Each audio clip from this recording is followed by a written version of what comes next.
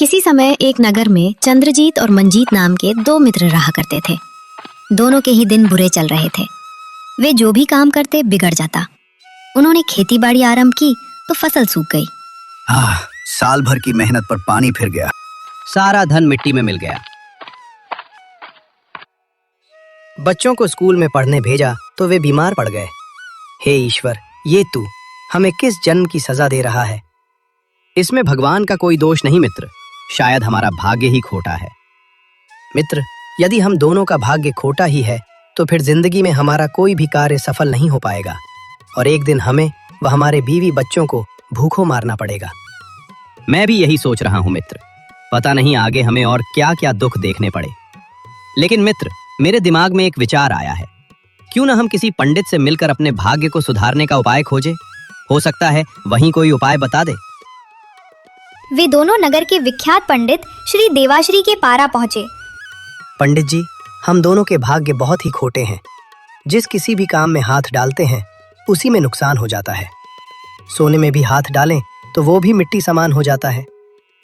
हाँ पंडित जी, हम दोनों के दिन बड़े ही कष्टपूर्ण बीत रहे हैं। कोई ऐसा उपाय बताइए जिससे हमारा भाग्य जाग उठे और हम भी दूसरों की तरह आनंद पूर्वक दिन गुजार सके।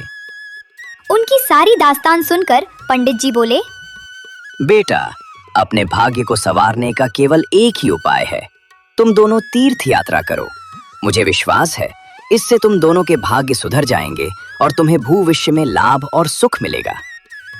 यदि आपकी यही सलाह है तो हम कल ही तीर्थ यात्रा पर रवाना हो जाएंगे। अच्छा पंडित जी, नमस्कार। अगले दिन दोनों मित्रों से अपने झोले में सामान के साथ साथ कुछ दवाइयां भी डाली और अपनी अपनी पत्नियों एवं बच्चों को विदा लेकर तीर्थ यात्रा पर निकल पड़े। चलते चलते वे एक जंगल में पहुंचे। तब तक रात हो चुकी थी। मित्र, रात हो चुकी है और हम काफी थक भी गए हैं। क्यों न रात इसी जंगल में काटी जाए।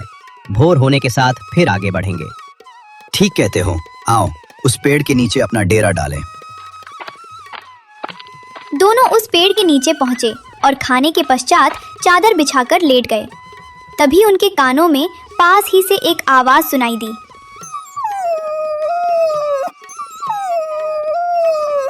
मित्र, लगता है कोई कुत्ता पास ही है और वह किसी वजह से पीड़ित है। अरे भाई, पीड़ित है तो होने दो ना। वो है तो कुत्ता है, कोई भगवान तो नहीं।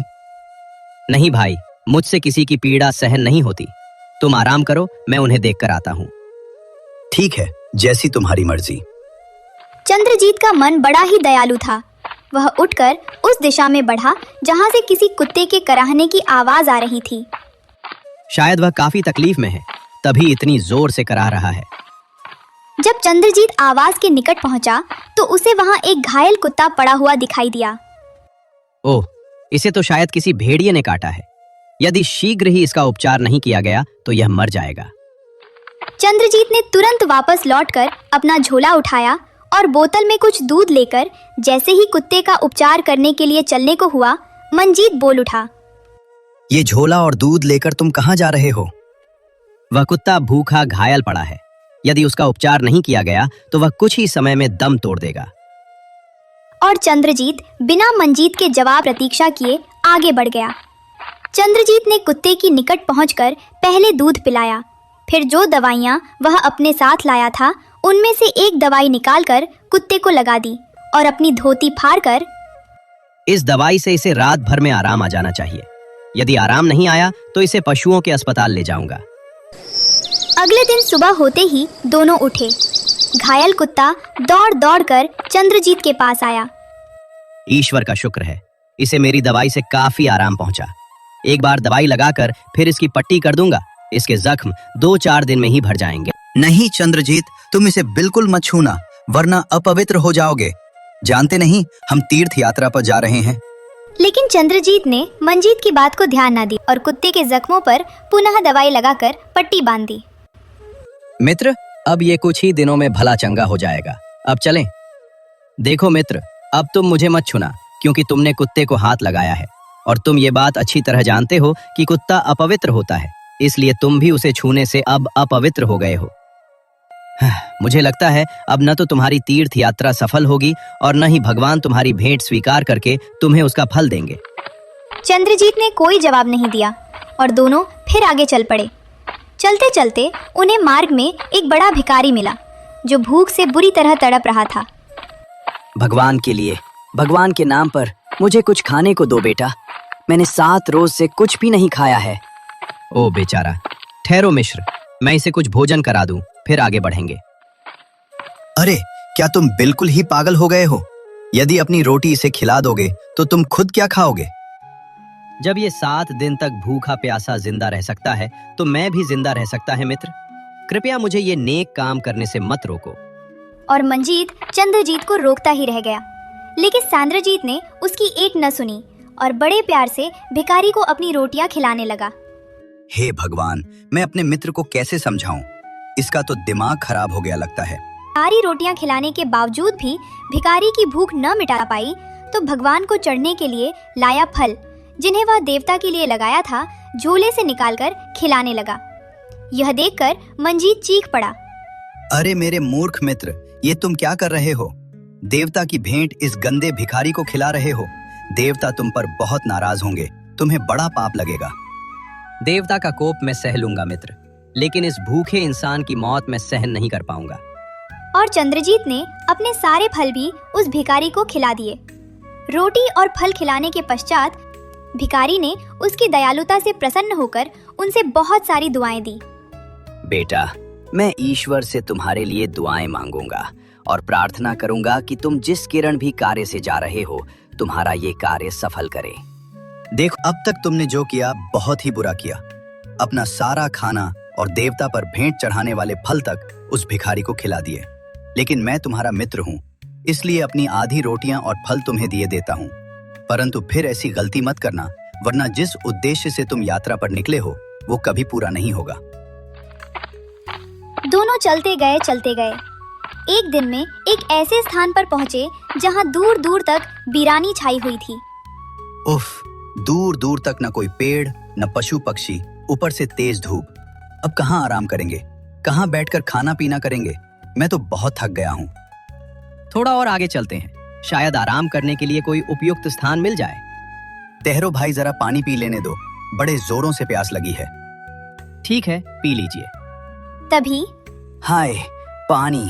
अरे कोई मुझे पानी दो। आए, उस वीराने में ये कौन करा रहा है? ओह, वह रहा। शायद मुसीबत का मारा लगता है। आओ दोस्त, चलकर उसकी खबर लेते हैं। अरे छोड़ो भी उसे, हमें अपना रास्ता देखना चाहिए। नहीं दोस्त, मेरा दिल नहीं मानता। पहले उसकी सुध बुध ले लें, फिर आगे बढ़ेंगे। तुम्हारे इस जवाब ने तो मेरी नाक में दम कर दिया है। तुम तो हर समय देवता बनने की कोशिश में लगे रहते हो। ये तो अपना अपना स्वभाव है दोस्त। मेरा दिल तो किसी दुखियारे की मदद किए बिना मानता नहीं, चाहे इसमें मेरा सब कुछ ही क्यों ना बर्बाद हो जाए। अच्छा, अब भाषण छोड़ो और देखो वो कौन है और उसे क्या तकलीफ है। जैसे इस धरती पर केवल हम 2 ही धर्मात्मा रह गए हैं, जो सारे दुखियारे मुसीबत के भारे हमारी ही राह में आ रहे हैं और हमें उनकी मदद करनी पड़ रही है। क्या हमारे सिवाय उनकी मदद करने वाला और कोई नहीं है इस दुनिया में? उसके नजदीक पहुंचकर, आप कौन है बाबा, और इस दयनीय स्थिति में यहाँ कैसे पड़े हुए हैं? क्या बीती है आपके साथ? पानी!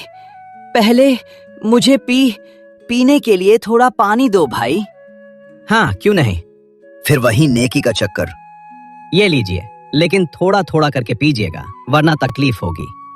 चंद्रजीत, मेरे मित्र, क्या तुम पागल हो गए हो? यदि तुमने सारा पानी इस बूढ़े को पिला दिया तो फिर खुद क्या पियोगे? पता नहीं आसपास पानी है भी या नहीं। ईश्वर ने चाहा तो पानी मिल ही जाएगा मंजीता, लेकिन यदि इन्हें इस समय पानी नहीं मिला तो ये मर जाएंगे और इनका पाप हमारे सर चढ़ेगा। और चंद्रजीत ने घूट घूट करके अपना सारा पानी बूढ़े को पिला दिया। तुम्हारा बहुत बहुत धन्यवाद बेटा, ईश्वर तुम्हारा भला करे। लेकिन बाबा, आप है कौन और आपकी ये दशा कैसे हुई? मैं फलों का व्यापारी हूँ बेटा। परदेश से वापस लौट रहा था कि मार्ग में डाकुओं ने मेरा सब कुछ लूट लिया, धन दौलत, यहाँ तक कि घोड़े और ऊंट भी। बस दया करके मुझे जीवित छोड़ दिया। मैं किसी तरह पैदल ही चलता हुआ अपने घर जा रहा था कि प्यास ने मुझे अधमरा कर दिया और मैं शायद बेहोश हो गया था। अब होश आया तो तुम्हें सामने पा रहा हूँ। बेटा, मुझ पर एक उपकार और कर दो, मुझे मेरे घर पहुंचा दो। मुझसे चलने फिरने की जरा भी शक्ति शेष नहीं रह गई। हाँ हाँ, क्यों नहीं बाबा। अरे तुम्हारा दिमाग तो खराब नहीं हो गया है चंद्रजीत? भगवान के दर्शन करने की बजाय तुम इसे इसके घर छोड़ने जाएंगे? मंजीत भाई, इनकी हालत बहुत खराब है। यदि इन्हें यहीं पड़ा रहने दिया तो मर आएंगे और इसका पाप हमारे सर चढ़ेगा। फिर मनुष्यता के नाते ये हमारा फर्ज भी बनता है कि इनकी मदद करें। तो ठीक है, तुम और तुम्हारा परोपकार जाए भार में, मैं चला अपने रास्ते। मैं तुम्हारी तरह नास्तिक नहीं। देखना, भगवान तुम्हें अपने इस अपमान की जरूर सजा देगा। कहकर मंजीत आगे बढ़ गया। आओ बाबा, तुम मेरी पीठ पर चढ़ जाओ। किसी न किसी तरह मैं तुम्हें तुम्हारे घर पहुंचा ही दूंगा। भगवान तुम्हें लंबी उम्र दे बेटे। बूढ़े के परिवार वाले बूढ़े को देखकर बहुत प्रसन्न हुए। उन्होंने चंद्रजीत का बहुत बहुत धन्यवाद अदा किया तथा उसका बहुत आदर सत्कार किया। फिर सबसे विदा लेकर अपने घर की ओर चल दिया। उसे अपने घर पहुंचते कई सप्ताह लग गए, लेकिन जब वह उस स्थान पर उसका घर था तो वह आश्चर्य से खड़ा रह गया। हे ईश्वर, ये आलीशान भवन यहाँ कहाँ से आ गया? यहाँ तो मेरा टूटा फूटा छोटा सा मकान था। कहीं ऐसा तो नहीं मेरे पीछे किसी धनवान ने मेरे घर पर कब्जा कर लिया हो और अपना आलीशान भवन बना लिया हो? यदि ऐसी बात है तो मेरे बीवी बच्चे। हे जी, आप वहाँ खड़े खड़े अपने ही मकान को क्या टुकुर टुकुर देख रहे हैं? भीतर आइए ना, ये हमारा मकान है। अरे लल्लू की अम्मा! अभी वो आश्चर्यचकित ही हो रहा था कि बापू आ गए, बापू आ गए। अरे यहाँ तो सचमुच मेरा पूरा परिवार है, लेकिन ये चमत्कार हुआ कैसे? मेरे बीमार बच्चे भी अब बिल्कुल स्वस्थ दिखाई दे रहे हैं। चंद्रजीत अपने बच्चों के साथ भवन के भीतर पहुंचा। अरे भगवान, ये सब चमत्कार कैसे हुआ? टूटे फूटे मकान के स्थान पर ये महल कैसे खड़ा हो गया? और ये सब कीमती सामान? ए जी, हर तरह के कीमती सामान के साथ साथ प्रभु ने हमें भरपूर धन दौलत भी दी है। प्रभु ने? वो कैसे? ए जी, ये ईश्वर का चमत्कार नहीं तो और किसका हो सकता है कि हम आज से 3 दिन पहले रात को सोए तो टूटे फूटे घर में थे और सुबह उठे तो इस भवन में। मुझे पूरा विश्वास है कि ये करिश्मा ईश्वर ने ही किया है। आहा, तीर्थ यात्रा पूरी न करने पर भी ईश्वर ने हमारी सुन ली। कितना दयालु है वह। आप ठीक कहते हैं जी, उन्हें हमारे खोटे भाग्य सुधार दिए हैं। चंद्रजीत और उसके परिवार के दिन आनंद पूर्वक कटने लगे।